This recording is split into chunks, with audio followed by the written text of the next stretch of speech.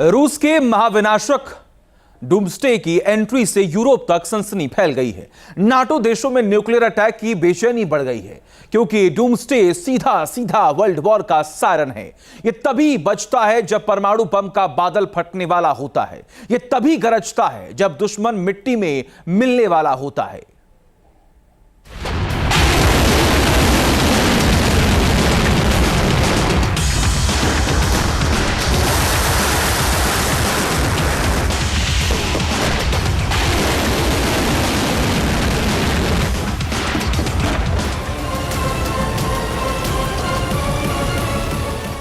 Putin का संकल्प, पूरा यूरोप ध्वस्त।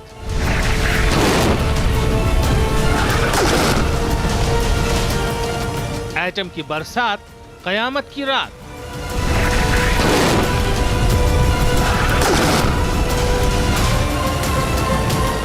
डूम्सडे की एंट्री, बर्लिन में खलबली।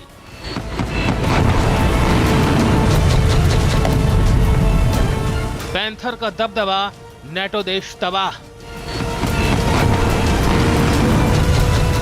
महाजंग की लहर, न्यूक्लियर कहर।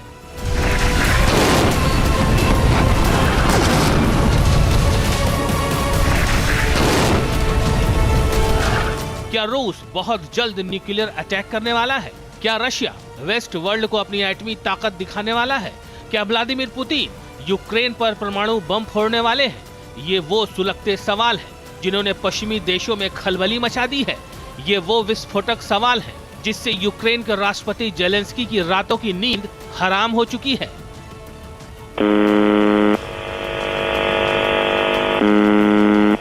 व्हाइट हाउस का बैलेंस बिगाड़ दिया है। ये वही डेंजरस सायरन है जिसने नेटो देशों को चौंका दिया है। ये आवाज पश्चिमी देशों को परेशान कर रही है, क्योंकि पुतिन की एटमी सुनामी दस्तक दे रही है।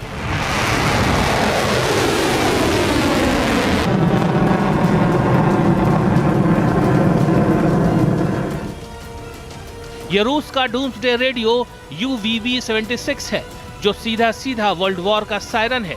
ये तभी बजता है जब परमाणु बम का बादल फटने वाला होता है। ये तभी गरजता है जब दुश्मन मिट्टी में मिलने वाला होता है।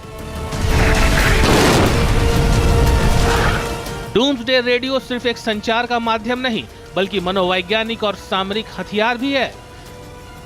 जैसे ही इसकी आवाज बदली, समझो दुनिया खतरनाक मोड़ पर आ पहुंची, क्योंकि इससे जुड़े संदेश गुप्त सैन्य अभियान या परमाणु प्रोटोकॉल से जुड़े होते हैं।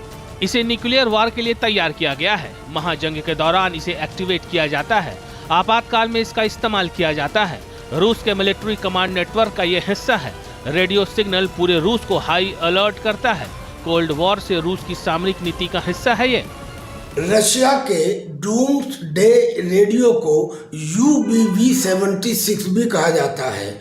इससे कोई क्लियर मैसेज तो नहीं दिया जाता, इसके बजिंग साउंड दी जाती हैं, और ये दुश्मन को ये बताने के लिए है कि जो कुछ चल रहा है अब उससे कुछ अलग होने वाला। डूम्सडे की गर्जना से जेलेंस्की के पैरों तले जमीन खिसक गई।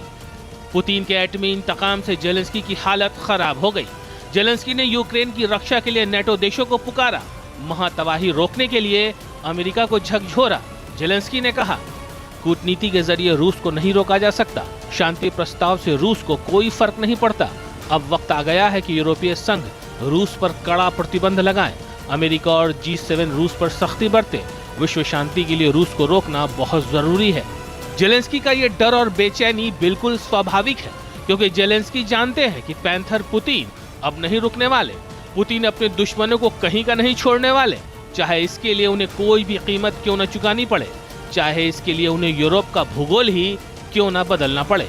Team news nation.